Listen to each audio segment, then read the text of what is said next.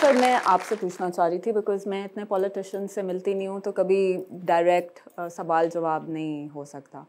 देखें इतना political know how अब रखने की हिम्मत भी नहीं रही है। बस ये बता दें बिजली सस्ती हो जाएगी, महंगाई कम हो जाएगी, पेट्रोल की कीमत कम होगी बिकॉज़ हम टैक्सेस भी दे रहे हैं। जितने मैं एक प्रोजेक्ट में पैसे कमाती हूँ समझे वो मैं बिजली का बिल दे रही होती हूँ। सो हमारे लिए कोई फ़र्क पड़ेगा कॉमन इंसान के लिए? एक कमेटी पा के ना सोलर लवो। सोलर के ऊपर भी कितने इश्यूज आ गए हैं। नहीं मगर उनका सवाल बजा है तो अब सर आप देखें, आप नुमाइंदे हैं अवाम के, बताइए। सर पूरी दुनिया में किसी भी निज़ाम के ठीक होने के लिए मियाँ साहब चाहिए? नहीं मेरी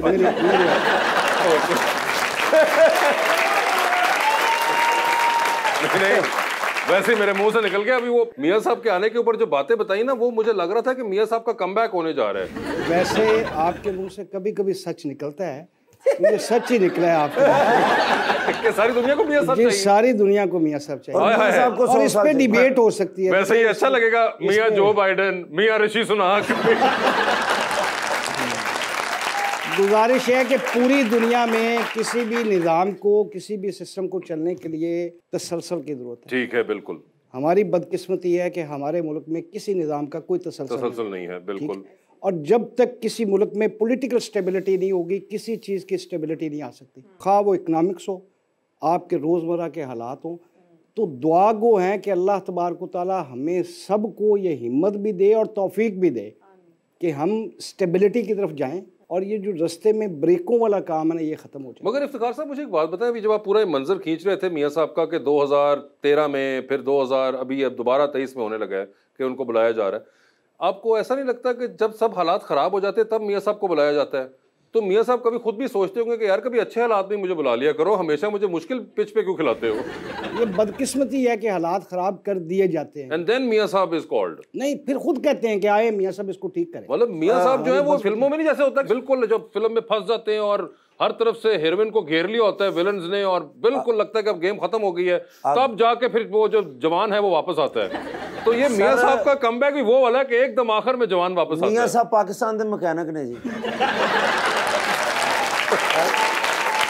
कितना मैंने अच्छा मंजर खींचा था कि मियाँ साहब को मैंने जवान दिखाया था। मुझे इनकी बात से 100% इत्तेफाक है। वो बिल्कुल पाकिस्तान की इस्लाह के मैकेनिक है, पाकिस्तान की इकोनॉमी को ठीक करने के मैकेनिक है, पाकिस्तान के पॉलिटिकल स्ट्रक्चर को ठीक करने के मैकेनिक है और ये मैकेनिकी करके उन्होंने दिखाई है इस कौम को। मैं चैलेंज करके कहता हूँ कि मियाँ नवाज शरीफ के प्रोजेक्ट्स, मियाँ नवाज शरीफ के काम को आप पाकिस्तान में से निकाल दें, मेजर एक प्रोजेक्ट दिखा दें जो पॉलिटिकल सिस्टम में छत्ती चाकी रह जाए और पाकिस्तान के लिए मियाँ नवाज शरीफ साहब का नाम ही काफ़ी है। ओए होए होए होए, नाम ही काफ़ी है।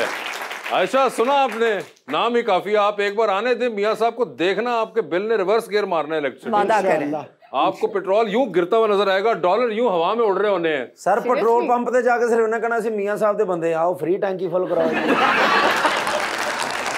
आप अभी अंडर एस्टिमेट कर रही हैं, आपको क्या पता द पावर ऑफ मियाँ साहब, यू आर नॉट अंडरस्टैंडिंग। ये कह रही थी कि टाइमलाइन बता दें ताकि उम्मीद की किरण रोशन रहे। टाइमलाइन कोई है सर? सर जी कहते हैं भी पैवस्ता रह शेजर से उम्मीदें बहार रख।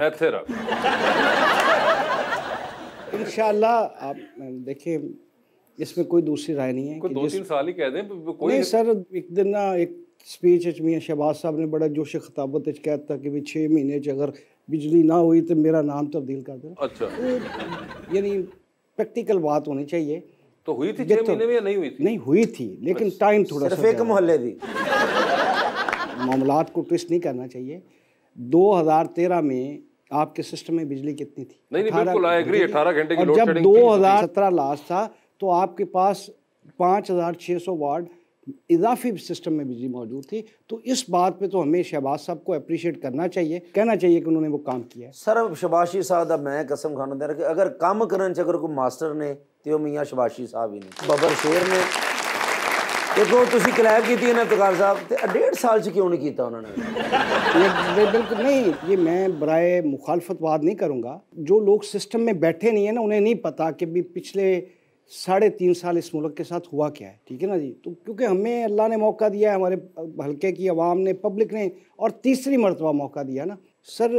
वो जो बिगाड़ था ना, और अब चले मैं नहीं कहता, जो उस दौर के फाइनेंस मिनिस्टर है ना, वो खुद अपने मुंह से कह रहे हैं कि पाकिस्तान डिफ़ॉल्ट के दहाने पे। और फिर मैं एक और आपको तल्ख़ हकीकत बताऊँ, आप इंडिविजुअल जो फ़ैसला लेंगे वो मजबूत फ़ैसला होगा और तगड़ा फ़ैसला होगा। जब आप कोलिशन के साथ होंगे तो आपको बेशुमार मजबूरियों और परेशानियों का सामना करना पड़ता है, फिर बोल्डली आप उस तरह डिसीजन ले ही नहीं सकते। तो वो कोलिशन गवर्नमेंट थी, हालात इतने ज़्यादा गड़बड़ थे।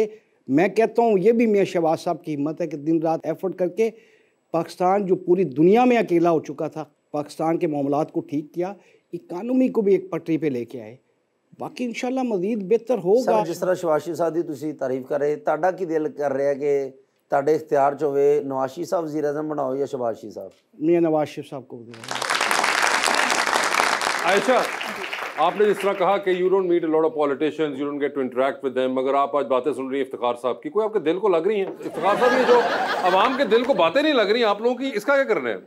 सर ये भी नाराज़गी है ना, सिस्टम फेलियर है ना। मगर इसका क्या करेंगे? इलेक्शन आ रहा है बस। आप आ लेने देना इलेक्शन, इंशाल्लाह अज़ीज़। मैं बिल्कुल आपके प्रोग्राम में आज चैलेंज करके कह रहा हूँ PMLN अपनी गवर्नमेंट बनाएगी इंशाल्लाह। और तुसी कंपेन कर रहे सर? सर बिल्कुल कर रहे हैं। ਉੱਥੇ ਇਲਾਕੇ 'ਚ ਕੰਪੇਨ ਕਰਨ ਗਏ ਨੇ ਤੇ ਦਰਵਾਜ਼ਾ ਨੌਕ ਕੀਤਾ ਤੇ ਕਹਿੰਦੇ ਹਾਂਜੀ ਕਿੱਧਰ ਆਏ ਜੇ, ਤੇ ਘਬਰਾ ਕੇ ਕਹਿੰਦੇ ਜੀ ਉਹ ਬਾਜੀ ਤੁਹਾਡੇ ਕੋਠੇ ਤੇ ਸਾਡੀ ਗੇਂਦ ਆਈ ਹੈ।